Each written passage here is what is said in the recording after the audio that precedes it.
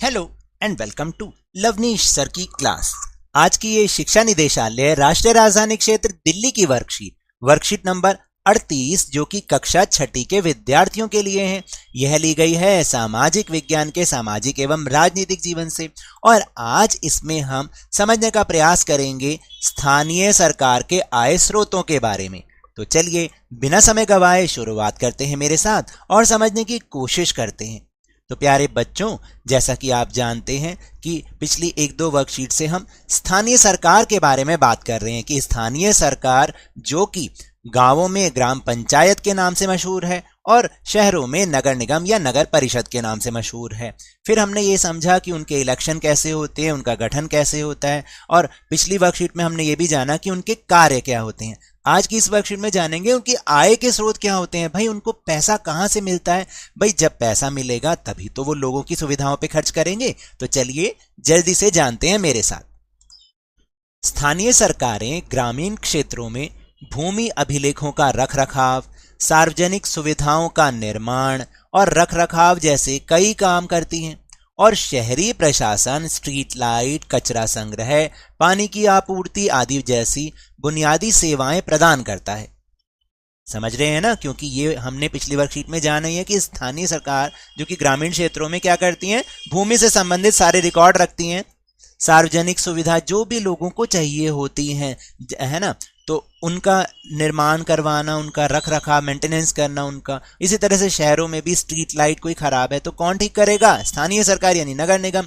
कचरा संग्रह जैसे आपके घरों के, पता है ना, आपके घरों के पास ही कचरे वाली गाड़ी आती है जिसमें आप अपने घर का कूड़ा कचरा डालते हैं, पानी की आपूर्ति, ये सारी सुविधाएं स्थानीय सरकार प्रदान करती है। लेकिन यहाँ सवाल यह उठता है कि कहाँ से इन सब कामों को करने के लिए पैसा आता है? भाई देखो, बिना पैसे के तो कोई काम होता ही नहीं है, ये तो आप जानते हैं ना। तो इसलिए अब नगर निगम या ग्राम पंचायत जिन लोगों से ये काम करवाती है उन्हें पैसा भी तो देना पड़ता है ना। तो सोचो ये पैसा कहाँ से आता है। तो अब हम समझ रहे हैं कि पंचायत के लिए आय के स्रोत कौन कौन से हैं जिनसे उनको आमदनी होती है।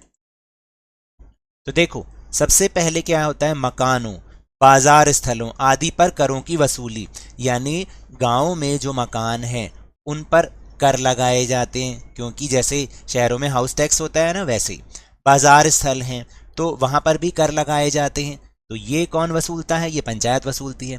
फिर शासन के विभिन्न विभागों के माध्यम से प्राप्त शासकीय योजना निधि जनपद एवं जिला पंचायतों के माध्यम से, यानी जो जिला पंचायत इससे ऊपर का स्तर होता है ना गाँव में, तो उनसे कुछ पैसा मिलता है। फिर विभिन्न विभागों के माध्यम से जो सरकारी पैसा मिलता है, उन सब के कारण पंचायत के पास आमदनी होती है जिसे वो लोगों की सुविधाओं पर लगाते हैं। और फिर सामुदायिक कार्यों के लिए दान, यानी जब गांव में कोई सामुदायिक कार्य होता है, जैसे कि मान लीजिए कोई कुआं बनवाना है, ठीक है, तो ये क्या है, सामुदायिक है ना, पूरे समुदाय के लिए है। मान लीजिए कोई बाग बनाना है जिसमें जनता का फायदा हो, तो उन कार्यों के लिए दान लिया जाता है ताकि लोग ही अपने पैसों से उस सुविधा का लाभ उठा सकें। तो ये थे पंचायत के लिए आय के स्रोत। चलिए अब हम जानते हैं कि नगर निगम की आय के स्रोत कौन कौन से होते हैं। नगर निगम के लिए आय के स्रोत, देखिए, नगर निगम पैसा कमाने के लिए घरों, पानी, मनोरंजन, पार्किंग आदि पर टैक्स वसूल करता है। अब ये मनोरंजन क्या हुआ बताऊं? आप फिल्म देखने जाते हो अपने एरिया में हॉल्स पर, तो वहां पर जो एंटरटेनमेंट टैक्स लगता है, कभी फिल्म की टिकट अब देखना, उसमें लिखा होगा एंटरटेनमेंट टैक्स, ये पैसा नगर निगम को जाता है शहरों में। समझ गए? तो ये उसकी आमदनी का जरिया है। तो घरों से ही जैसे हाउस टैक्स लेते हैं, पानी पे टैक्स लेते हैं, अब मैंने मनोरंजन बताया, और पार्किंग पर भी आप कहीं मार्केट में जाते हैं, पार्किंग पर अपना स्कूटर या गाड़ी खड़ा करते हैं तो उसके लिए पैसे देते हैं ना, तो ये पैसा नगर निगम के पास जाता है और ये सारे टैक्स नगर निगम की आय के स्रोत होते हैं जिन्हें वो जनता की सुविधाओं पर खर्च करते हैं। फिर यह शुल्क जुर्माना, रॉयल्टी, लाभ, ब्याज, उपयोगकर्ता शुल्क जैसे स्वच्छता और सीवरेज शुल्क आदि भी लेता है। भाई आपके यहाँ जो साफ सफाई होती है, कई बार जो सीवर साफ होते हैं है ना। तो इसका पैसा भी जनता से ही लिया जाता है टैक्स के रूप में। फिर इसे सरकार से भी कुछ अनुदान मिलता है, जैसे कि केंद्र सरकार से इसे अनुदान के रूप में कुछ पैसा मिलता है, क्योंकि ये हमारे संविधान में लिखा हुआ है, और वो पैसा फिर नगर निगम लोगों की सुविधाओं पर खर्च करता है। अब आप समझे कि पंचायत के पास आय के स्रोत कौन से हैं और नगर निगम के लिए आय के स्रोत कौन कौन से हैं। अब बहुत आसान से प्रश्नोत्तर, जैसे पहला प्रश्न है कि ग्रामीण प्रशासन या फिर पंचायत की आय के स्रोत क्या हैं। तो अभी अभी हमने उसको समझा है, एक बार फिर देख लेते हैं। तो ये है आपका उत्तर नंबर 1, आपको यहां से लिखना है, ठीक है। मैंने लिख के नहीं बताया, आपको यही मार्क करा देता हूं। तो पहला पॉइंट लिखना है मकानों, बाजारों, स्थलों आदि पर करों की वसूली, ठीक। शासन के विभिन्न विभागों के माध्यम से प्राप्त शासकीय योजना निधि जनपद एवं जिला पंचायतों के माध्यम से, और तीसरा पॉइंट भी लिखना है सामुदायिक कार्यों के लिए दान। तो यहां तक आपको उत्तर नंबर 1 लिखना है अपनी कॉपी में पॉइंट बनाकर, जिससे आपको याद करने में आसानी हो।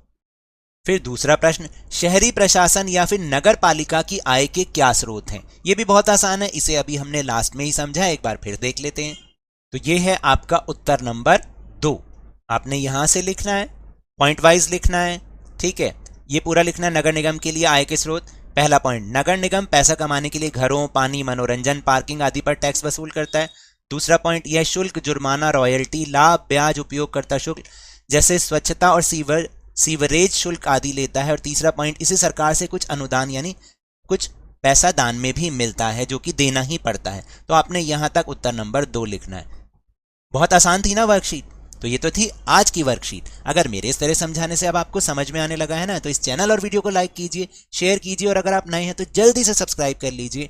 और जो टेलीग्राम ऐप पर हमारा चैनल है लवनीश सर की क्लास, उसको ज्वाइन करना ना भूलें, ताकि आपको सारी वीडियोस एक साथ एक जगह पर मिल जाएं।